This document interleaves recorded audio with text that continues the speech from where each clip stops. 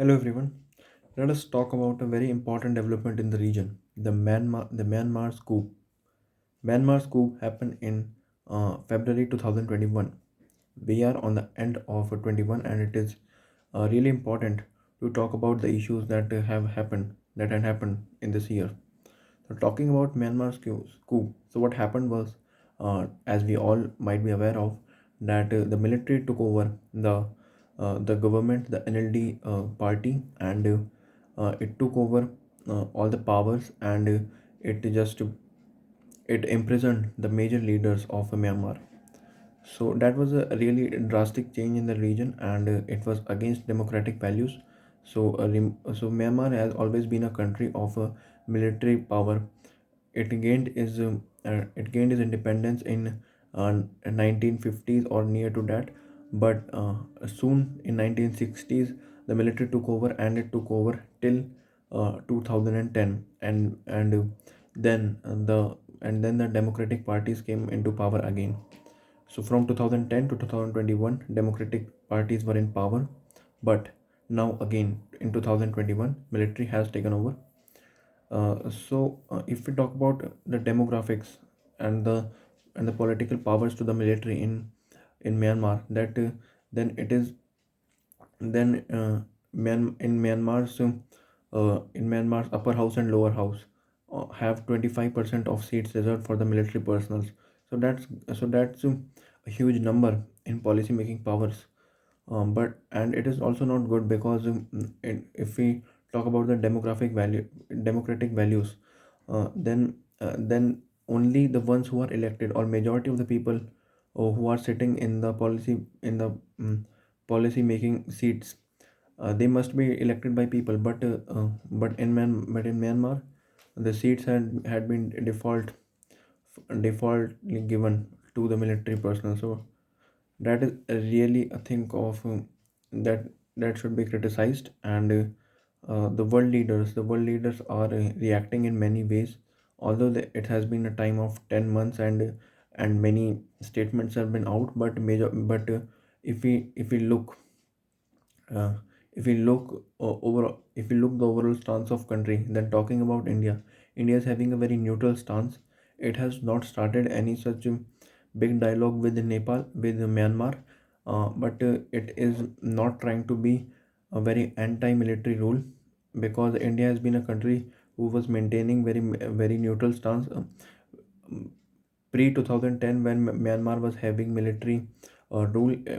India was maintaining nice relation with the military over there. But after 2010, that when the democratic powers came in, then India uh, also tried to maintain a very nice relationship with the democratic government. So India is still maintaining a neutral stance, and it is not giving many major statements as such. Talking about China, then China is also somewhat neutral, but we have seen that China has always tried to take Myanmar into its Belt and Road Initiative, and it has been successful so far, and it is still continuing. So it has been talking, and it has been engaging with the military leaders very much.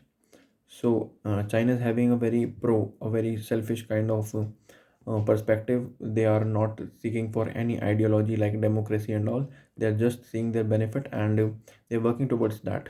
And they have been they have been the we consider the neighborhood. Then the military rule is very much is if we have a look in the region, then the military rule is having only one friend, that is China.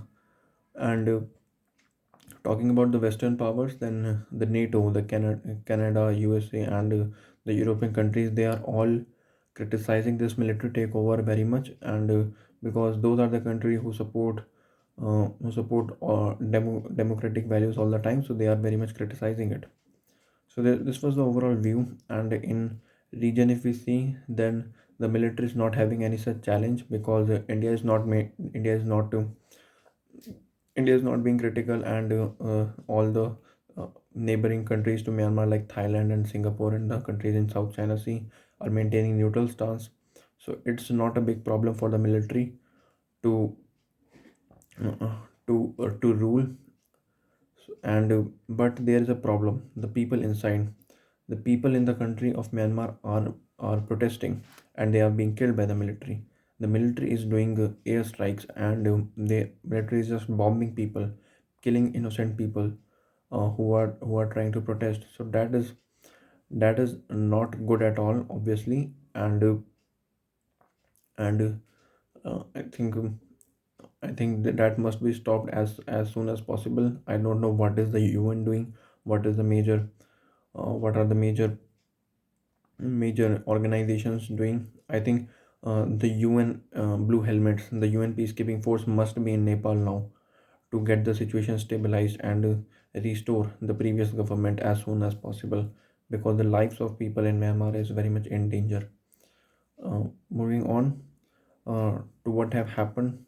So immediately as the military took over, the reasons behind it was, number one, the hunger for power, a very basic human tendency. And another reason was that the military and the opposing party of Aung San Suu Kyi, no, the party who were in opposition to Aung San Suu Kyi and military, supported the idea that in 2020 election there was a lot of fraud done by the party of Aung San Suu Kyi NLD.